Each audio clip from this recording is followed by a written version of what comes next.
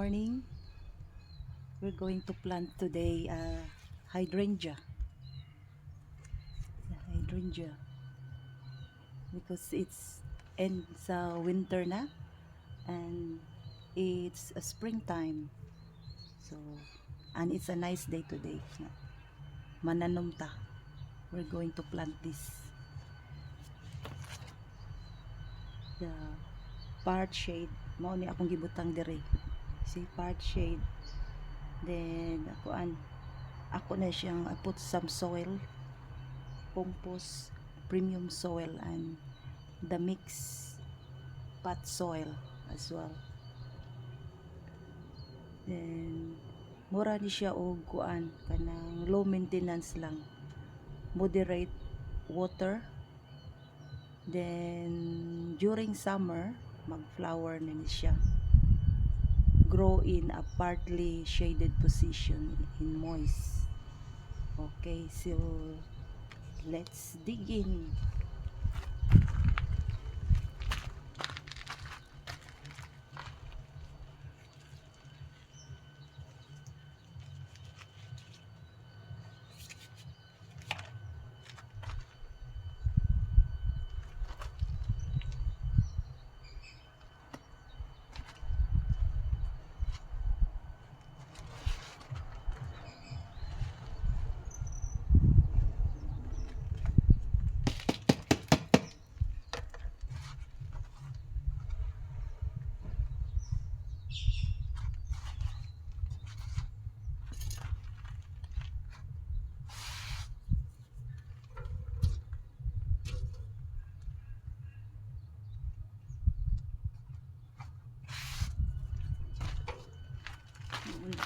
This one pala guys, kuan siya fertilizer, soluble fertilizer ng Aquasol.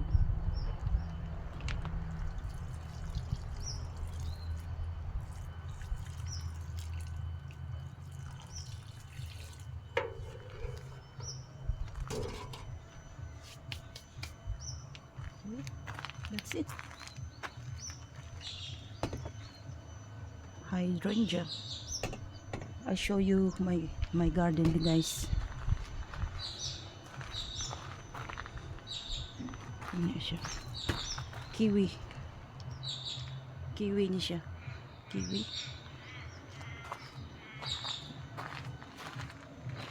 Sorry.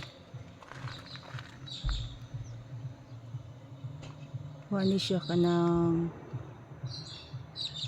Snow River pea. Climbing plants na siya.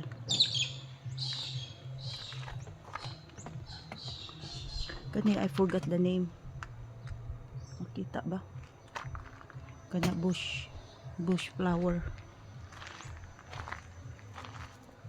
Kani wala pa siya. Cherry tree ni. Wala pa namuwak.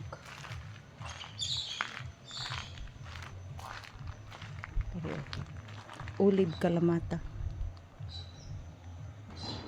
Yum. This one is a beauty. Mao ni ang nectarine. Nectarine na siya.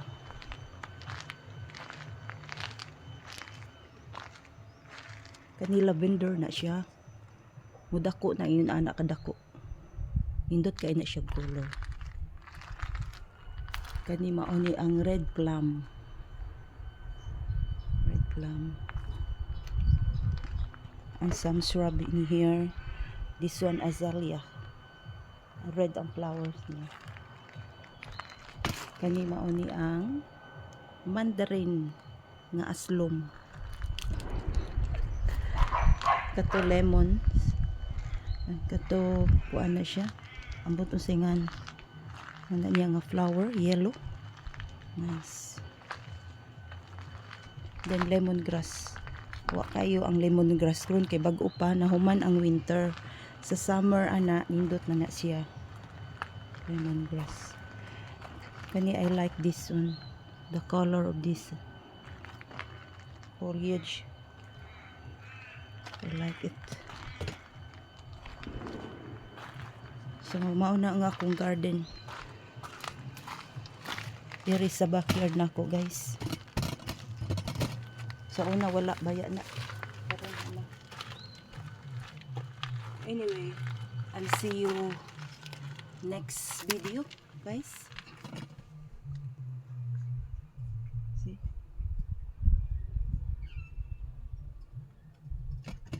Spring vibes na. Okay, thank you for watching. Bye.